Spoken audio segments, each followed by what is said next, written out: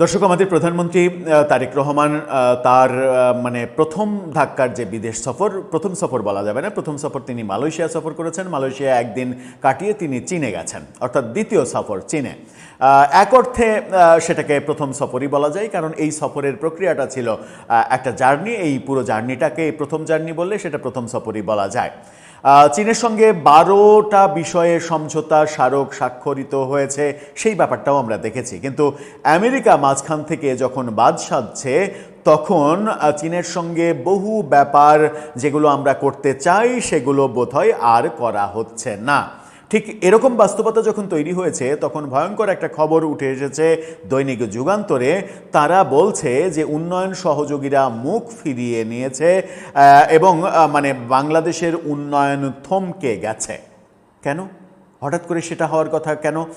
আমরা তো ফ্যাসিস্টকে তাড়িয়ে দিলাম। ফ্যাসিস্টকে তাড়িয়ে দেওয়ার পরে যখন আমরা গণতান্ত্রিক পরিবেশ তৈরি করলাম, তখন তো হু হু করে উন্নয়ন হওয়ার কথা। এবং ডক্টর ইউনূসের আমলে তো 1.5 বছরে বাংলাদেশের সবচেয়ে বেশি উন্নয়ন হয়েছে বলেই আমরা জানি। মানে কি বলবো, চাকরির বন্যা বইয়ে গেছে, দরখাস্তের বন্যা বইয়ে গেছে, পৃথিবীর যার কাছ থেকে আমরা যা চেয়েছি সব কিছু পেয়েছি। এমনকি পাকিস্তানের কাছ থেকে মানে পাখির খাদ্য চেয়ে আমরা মানে উপহার হিসেবে ভয়ঙ্কর মাদক পর্যন্ত পেয়েছি। তাহলে সমস্যাটা কোথায়? ডক্টর ইউনূস অধ্যায় শেষ। আমরা ধরে নিলাম যে ডক্টর ইউনূস অধ্যায় শেষ। ডক্টর ইউনূসের মেটিকুলাস ডিজাইনের জন্য এবং পৃথিবীর সঙ্গে মানে একমাত্র আমেরিকার দাসত্ব করা ছাড়া আর কোনো কিছুই তার মগজে না থাকার কারণে এবং সেটা গণতান্ত্রিক সরকার না হওয়ার কারণে, ইনক্লুসিভ রাজনীতির পরিবেশ নষ্ট করার কারণে, রাজনৈতিক দল নির্বাহী আদেশে নিষিদ্ধ করার কারণে, বহু কারণে উন্নয়ন সহযোগীরা তার দিক থেকে মুখ ফিরিয়ে নিয়েছিল। কিন্তু বর্তমানে গণতান্ত্রিক সরকার, তাদের অবস্থাও একই হবে কেন? কি বলতে চাইছে যুগান্তর? চীন কেন মুখ ফিরিয়ে নিচ্ছে? চলুন একটু জেনে দেখি, বুঝে দেখি যে আমরা ফ্যাসিস্টকে তাড়িয়ে কতটা সুখে থাকতে পারছি। থাকবেন পলিটিক্স টিভির নিয়মিত আয়োজনে।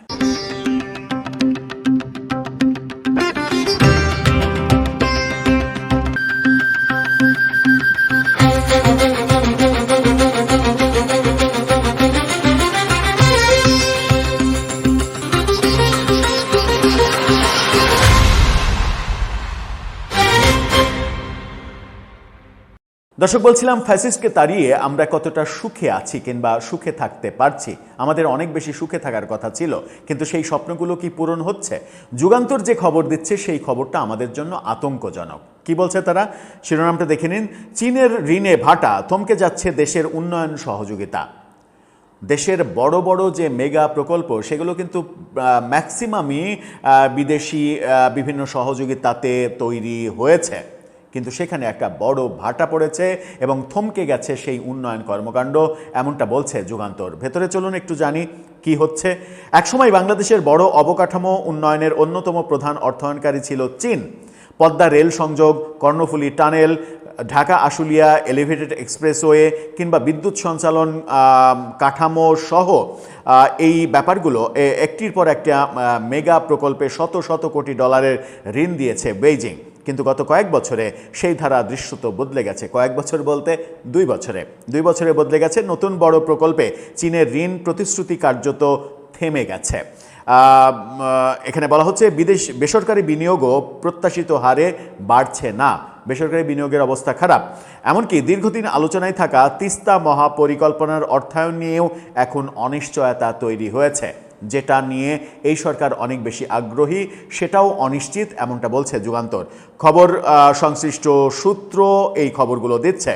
অর্থনৈতিক সম্পর্ক বিভাগ ইআরডি কূটনৈতিক সূত্র, ব্যবসায়ী ও বিশেষজ্ঞদের সঙ্গে কথা বলে জানা যায়, বাংলাদেশের রাজনৈতিক ও অর্থনৈতিক বাস্তবতা, প্রকল্প বাস্তবায়নের সক্ষমতা নিয়ে প্রশ্ন, কোভিড পরবর্তী চীনের অর্থনৈতিক চাপ এবং আন্তর্জাতিক ভূ রাজনীতির পরিবর্তিত সমীকরণ সব মিলিয়ে দুই দেশের অর্থনৈতিক সম্পর্ক এখন নতুন এক পর্যায়ে দাঁড়িয়ে। ইআরডির তথ্য অনুযায়ী 1975 সাল থেকে বাংলাদেশে ঋণ এবং অনুদান হিসেবে চীন 1104 কোটি ডলারের প্রতিশ্রুতি দিয়েছে। এর বিপরীতে ছাড় হয়েছে 772 কোটি ডলার। এর বড় অংশ এসেছে 2016 সালে চীনের প্রেসিডেন্ট শি জিনপিংয়ের ঢাকা সফরের পর থেকে 2021 সালের মধ্যে, এবং পুরোটাই আওয়ামী লীগ সরকারের আমলে। শি জিনপিংয়ের সেই সফরে প্রায় $25 বিলিয়ন আর্থিক সহযোগিতা এবং বিনিয়োগের ঘোষণা দেওয়া হয়েছিল। 27টি প্রকল্প বাস্তবায়নের পরিকল্পনাও ছিল। তবে বাস্তবে এখন পর্যন্ত অল্প কয়েকটি প্রকল্পেই ঋণ চুক্তি হয়েছে এবং যেগুলো 2001 সালে ঢাকা আশুলিয়া এলিভেটেড এক্সপ্রেসওয়ে প্রকল্পে $113 কোটি ঋণ চুক্তির পর বড় কোনো প্রকল্পে আর চীন আগাচ্ছে না। সর্বশেষ যেটা 2021 সালে অর্থাৎ আওয়ামী লীগের আমলে ঢাকা আশুলিয়া এলিভেটেড এক্সপ্রেসওয়েতেই চীন থেকেছে, এছাড়া আর কোনো জায়গায় তারা আগাচ্ছে না। এবং সম্প্রতি প্রধানমন্ত্রীর চীন সফরেও এই অগ্রগতিটা তৈরি করা সম্ভব হয়নি।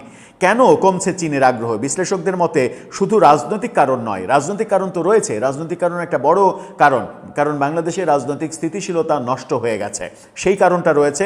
সাথে রয়েছে প্রকল্প বাস্তবায়নের দীর্ঘসূত্রতা এবং অর্থ ছাড়ে প্রশাসনিক ধীরগতিও চীনের আগ্রহ কমার পেছনে ভূমিকা রাখছে।